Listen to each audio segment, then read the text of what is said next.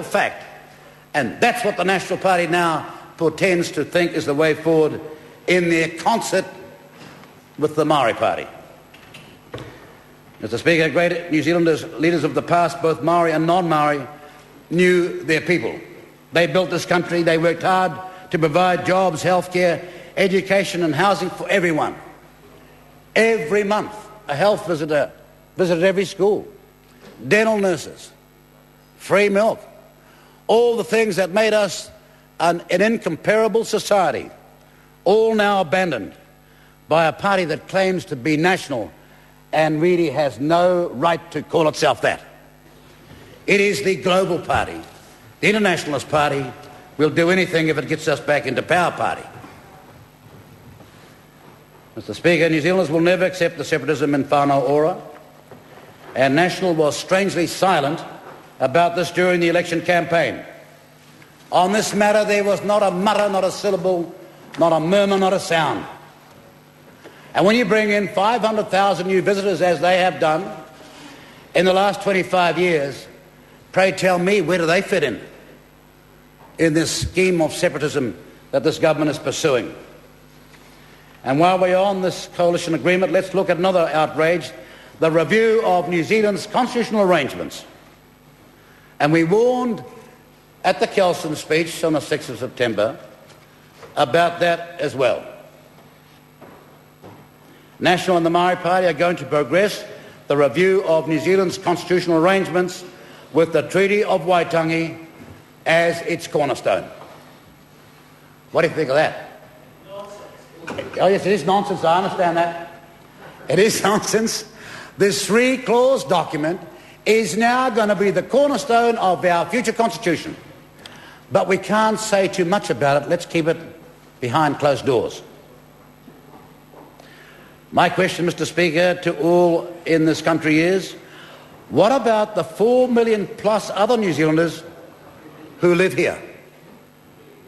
The democratic rights and the governance of New Zealanders are being traded between National and the Maori Party like junk bonds on Wall Street. And we are a country where people have died for the cause of democracy. We've had an election every 3 years since 1854, which makes us one of the most unique countries in the world, and this is what's served up to us in 2011. This country has a history of fighting the forces of fascism, Nazism and communism. And nobody gave National and the Maori Party the right to meddle with our constitutional arrangements. And we'll do everything in our power to stop it and to make sure New Zealanders know about it. And now, Mr. Speaker, let's look at the detail, or rather the lack of it. Where's the money coming from for this deal? Anybody know? Listen to this. A deafening silence. Asking a simple question. Where is the money coming from? Or as that man at Christchurch waving his hands like a stunned penguin said, where's the money? And the answer to that question, Mr.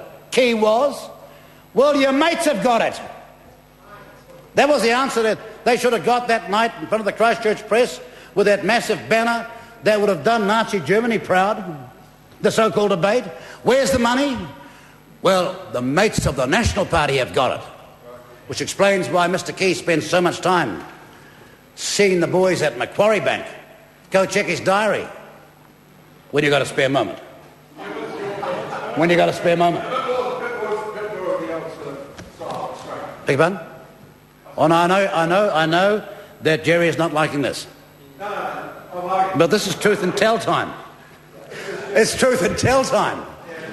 I am asking, and my colleagues here behind me are asking the members over there who gave their rubber stamp to this, where's the money coming from for this operation?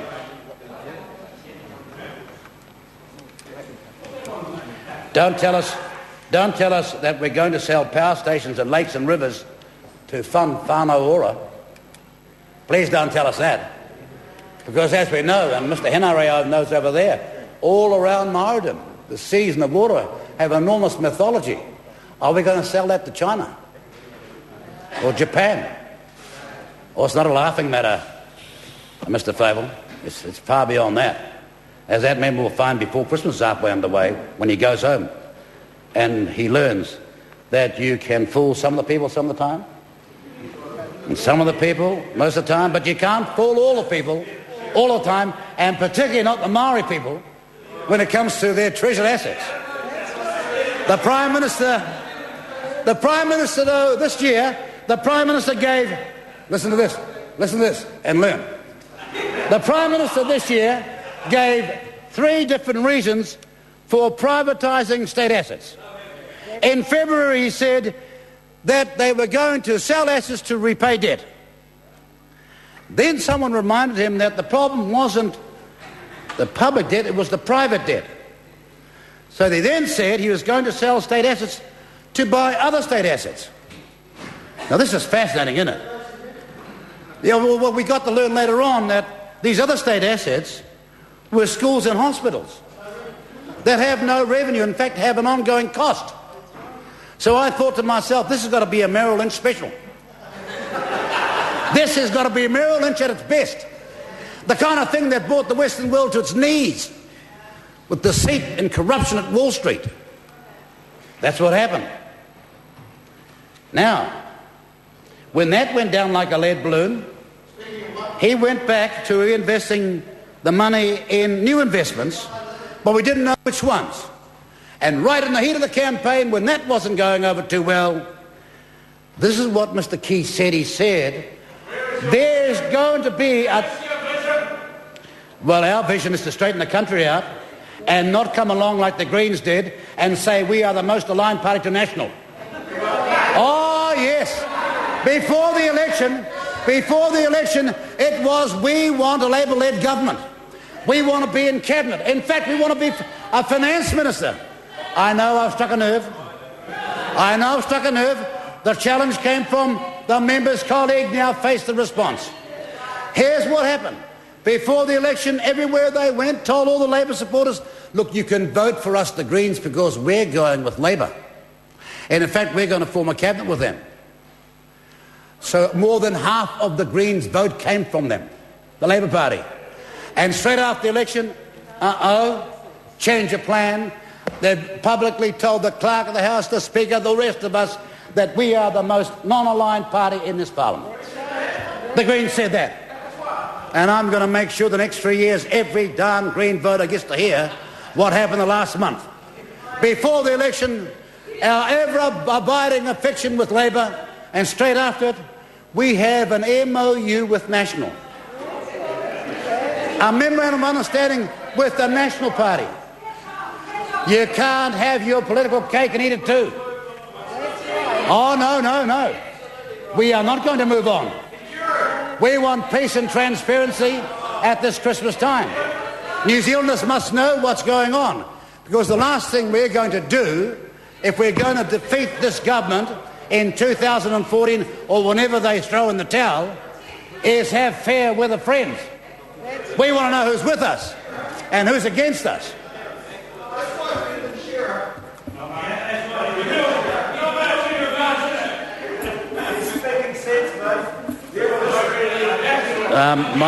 My question is, well, I know that the member heard a speech from his leader. He heard no vision. What he heard was a most stunning speech about the proximity of the Greens to Christ, and I thought that was news.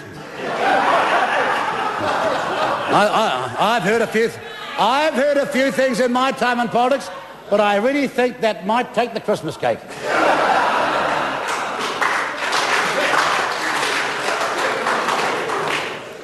So Mr. Key says it's capped at 10%. Mr. Key said it's capped at 10%.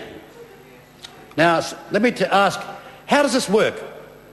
Because we have not found any mum and dad New Zealanders who can afford 10% of Muddy River or Genesis or any other asset.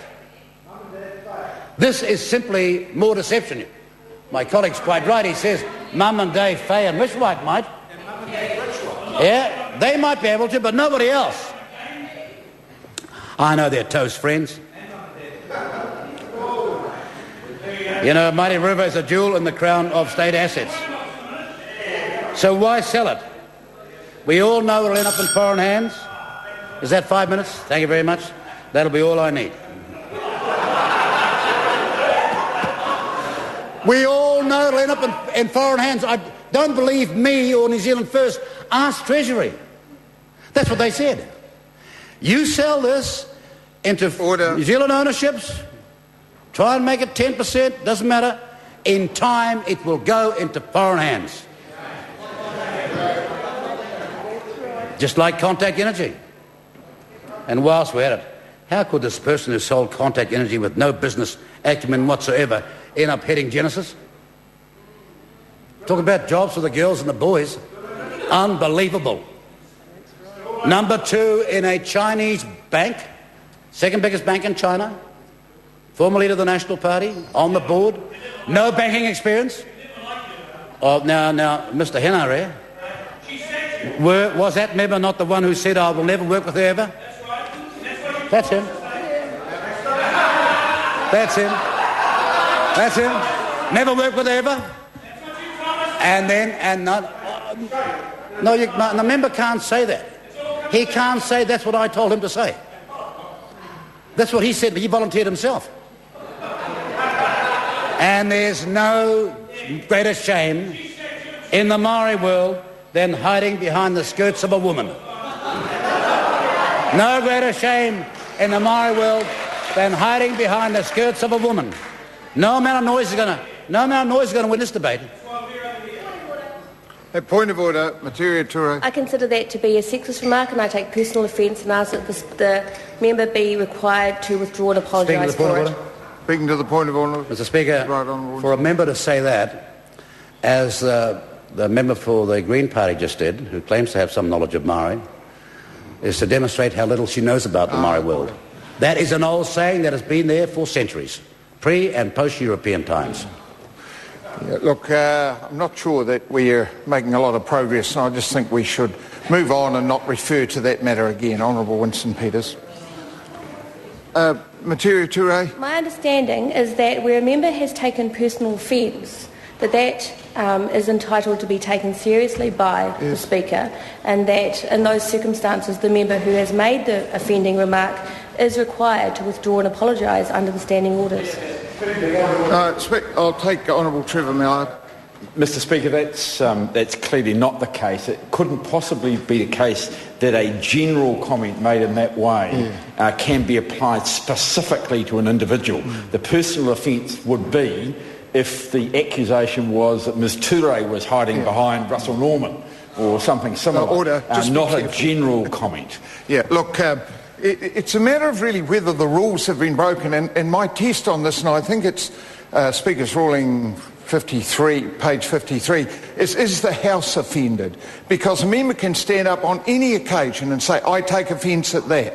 So there's kind of another test about whether or not it is, and in this case, I deem this to be a general comment, not levelled at anybody, and my response to that is to the Speaker on his feet is, look, we'll just park this and move on so that there's no further offence created. Right Honourable Winston Peters. A point of order, Honourable. If it is that other members take offence, I'd like to take that opportunity to take offence on that matter as well, in support of the Materia Ture, and and it is a matter that culturally could be debated for some time, but it is out of order to believe that goes way back into umpteen millions of years ago. That's not appropriate. But I just wanted to support what you talked about. If the rest of the House takes offence, I take offence and ask to be withdrawn. I'll take Right Honourable Winston Peters. Judgment, I am happy to provide the House with my evidence for saying what I've just said, that it is a fact, and I'm not prepared to stand here and have some Maori revisionism going on and tell me that this is not a phrase common in Ngāpuhi. I've heard it countless times myself. Yeah. Look, I don't think that we are actually gaining anything by trying to litigate the history of this. I've made the comment that this was a general comment, not referred to anybody specifically, and therefore I have ruled that it is not that it is not it is not a matter that requires a withdrawal, but it is a matter where I've cautioned the House to park it and move on. Right Honourable Winston Peters.